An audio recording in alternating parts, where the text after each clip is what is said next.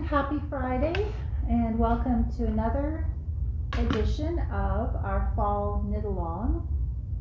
This is now week 3 of our What Shall We Wear event, featuring the 2 lovely shawls beside me. Every week I change them up a little bit just to keep you on your toes.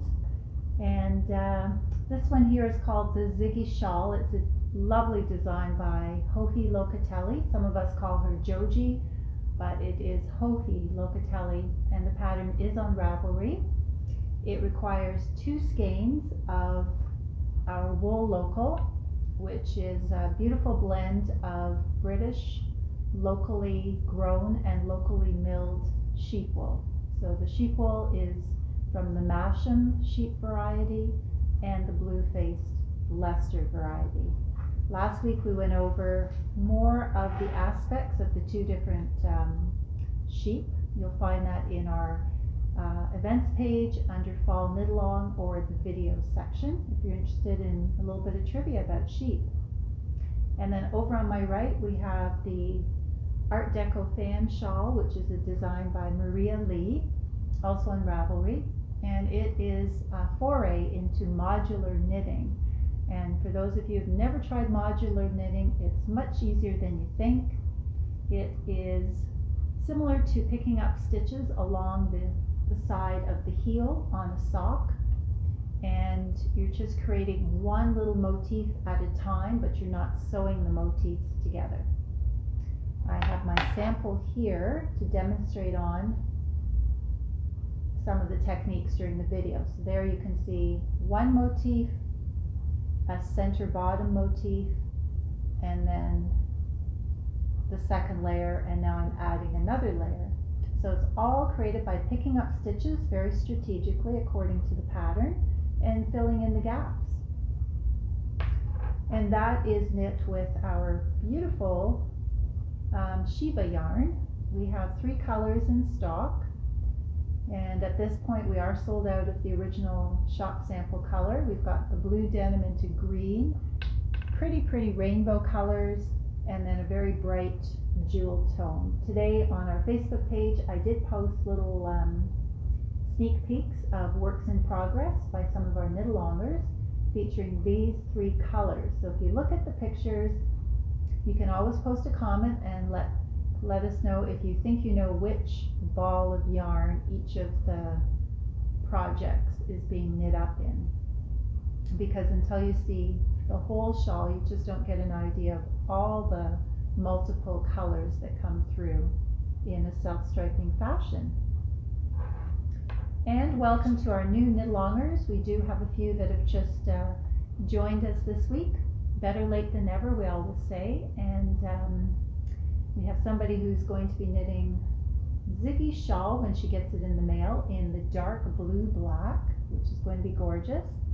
And I did show you a sneak peek of somebody's work in progress in the knit along last week, also in that dark blue and black. So it's always good inspiration to see what other knitters are working on. And what we're doing is working towards week 4. So next week will be our live grand prize draw from the ballots in the ballot box. And over here we have our grand prize. I think I'll bring it up to the camera just to tempt you.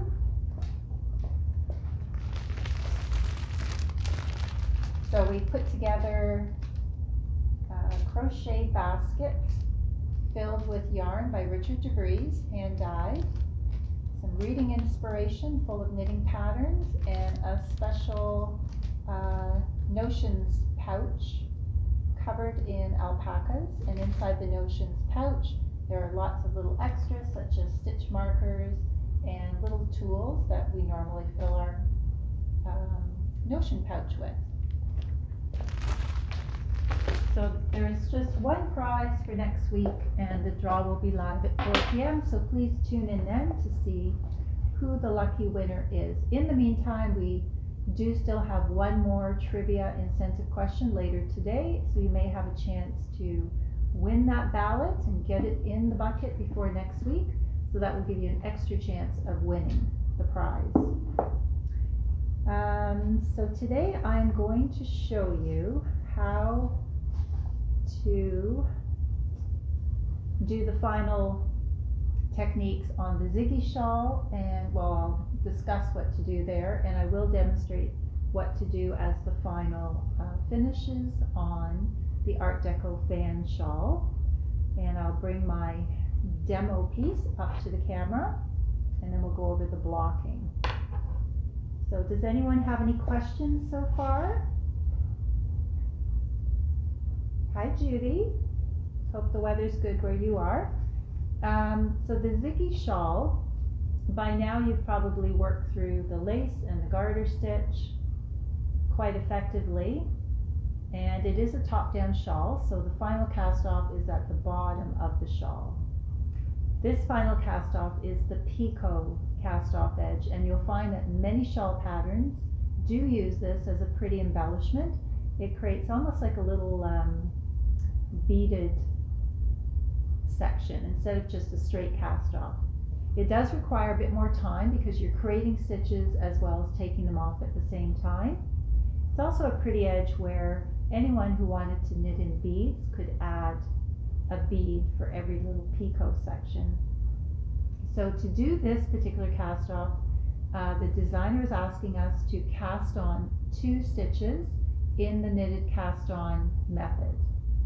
So before you're starting the bind off, you're actually casting on 2 new stitches, and then right away you're going to cast off 5 stitches. So that means you're getting rid of the 2 stitches that you've just made, and then you're getting rid of 3 more, which will be on the actual row of knitting stitches. So that creates that little extension on the edge, and then it also will reduce the stitch number to get you to the next repeat of the Pico bind off. So I think it's pretty well written. I don't really think I need to demonstrate that, but if you do have any questions or it's not working well for you, then please do leave a comment below or in the event page, and we can walk you through it. We're always here to help all the knitters work together to get you through all the projects. And Ziggy Shawl does require some more aggressive blocking than this shawl does. So when you've done the final cast off, you're just going to have an end at the top of your cast on section to sew in, and you'll have an end at the tip of the cast off section to sew in.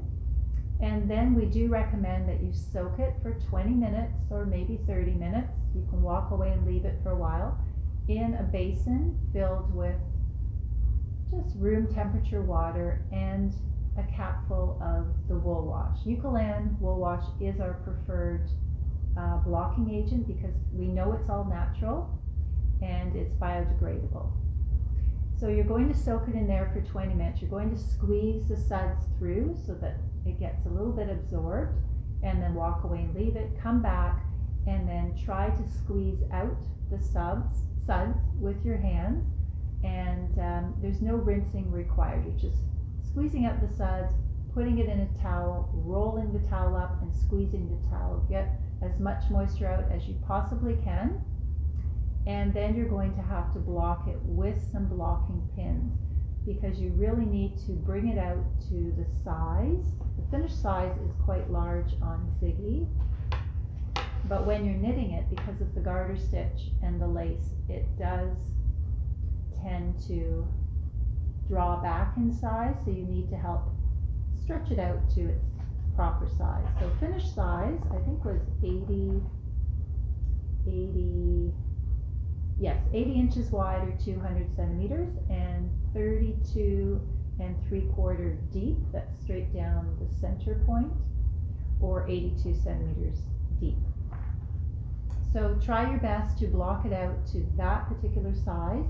If you don't have any sort of foam pads that you can work on where you can press the pins into, I always suggest to stack up a few large bath towels, make it about 1 inch thick, and then your pins will hold into the towels, and that will absorb the excess water, and it will not damage whatever surface you're trying to block it on. The floor is good, a countertop, a table. You just need to get something that will allow you to block 80 inches across and about 33 inches deep.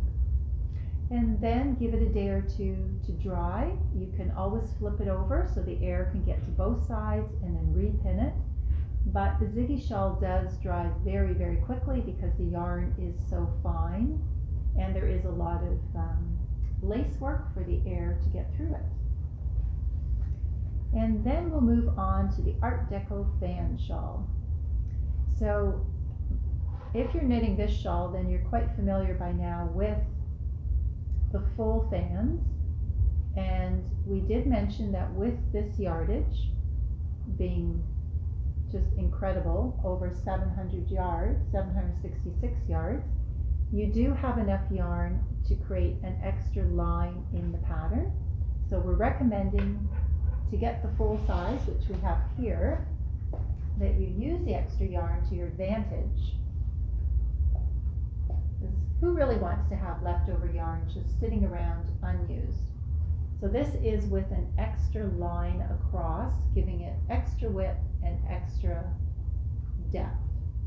So in the schematic, they have you do a full fan repeat on every line up until line 6. That's the last line, and then they go into a half fan line for line 7. So what we're recommending is to do line 7 as another full fan repeat line, and then line 8 becomes your half fan line, and that will be your final row. So today I'm going to concentrate on the half fans so you understand what you're doing differently on the chart and on your needles. So the half fan does have some short rows involved, and you will need a long needle, a long circular. So far with the full-size fan motifs, you've been able to work, if you prefer, on a short circular or a 10-inch needle or even 2 double point needles. I'm using my 10-inch on a 4.5 millimeter because the motifs are quite small and it's easy to work back and forth. But for the half fan lineup row, you're going to be needing a long circular 80 centimeters or 32 inches, also in the 4.5. And the reason being is that you won't be casting off each motif and then picking up the next one. You'll be leaving the stitches on the needle for each motif as you go across the whole line, and then you're going to knit back across all the stitches and then a final cast off row. So it's a little bit different, but that is the only way that the designer could straighten out the top of each fan. Instead of having a point at the top of each fan across the line, it's going to be more like that. Okay, so if you've never done the German short row technique before, it's actually very easy to do. I've already got some on my needle here to show the shape that we're going in. On your chart, it will be described in the symbols or abbreviation as slip purlwise or slip knitwise, depending what row you're on. So a German short row is where you're turning before you reach the end of a row, and you're slipping a stitch purlwise with the yarn over the needle. You're pulling it a little bit tight, which sort of strangles the stitch and makes one stitch look like 2 bars or like 2 stitches, and that creates a nice turn area so there's no holes. Okay, so I'm going to come over and just show you how to do that.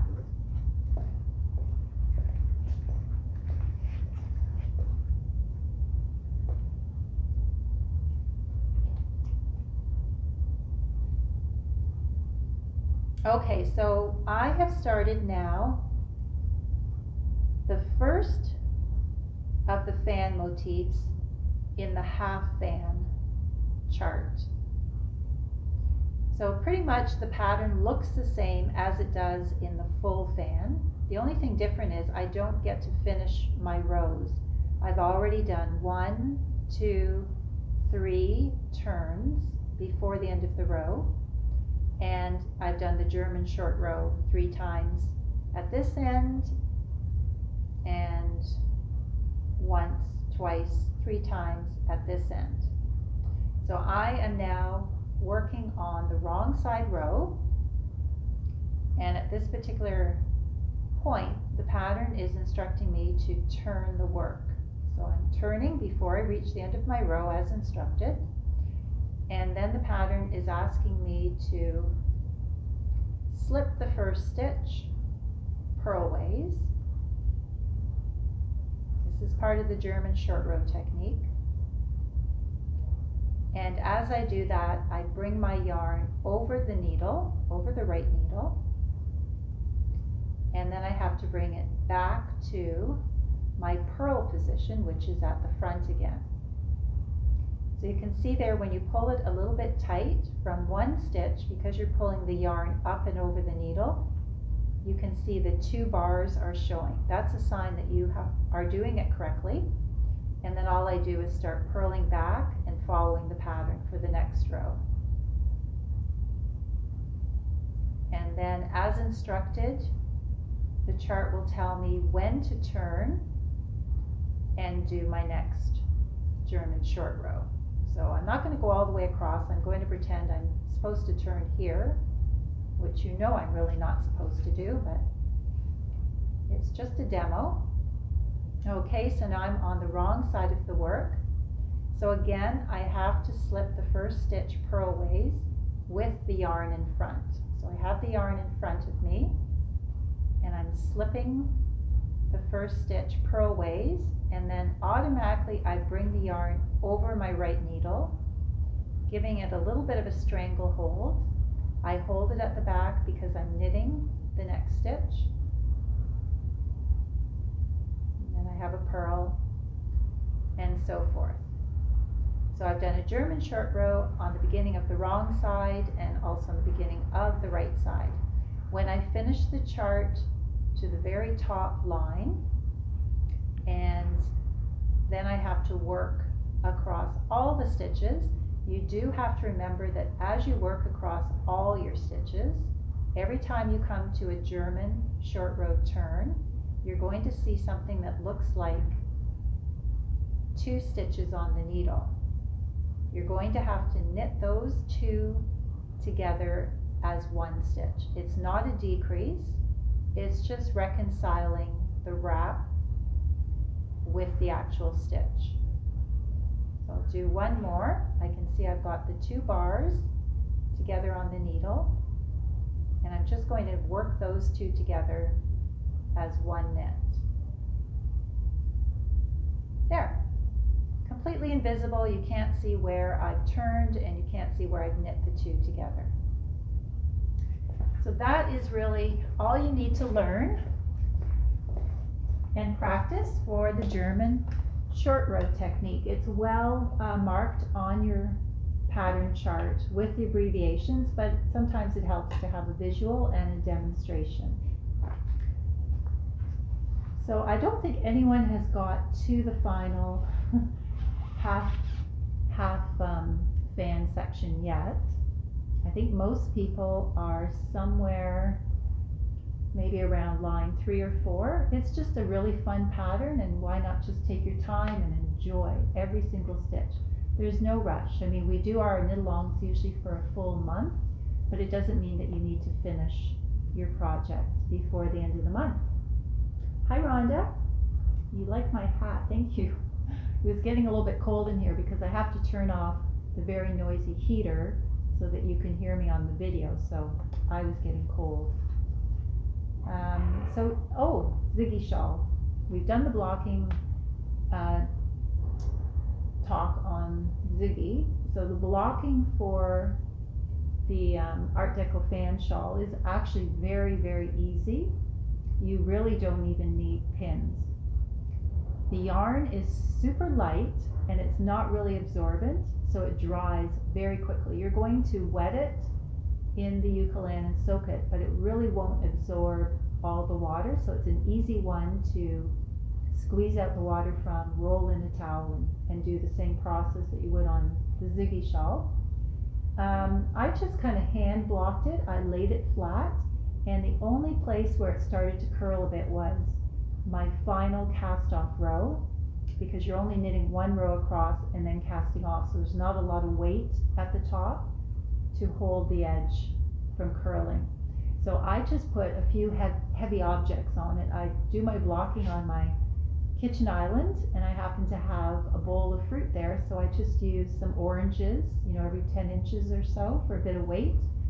Just make sure whatever you use for weight is something that will not leave marks, something that will not absorb the water and leave marks on your knitting. So that is all you have to do, and you'll be surprised because it will be dry overnight and then you can wear it. Okay, so let's move on to our trivia.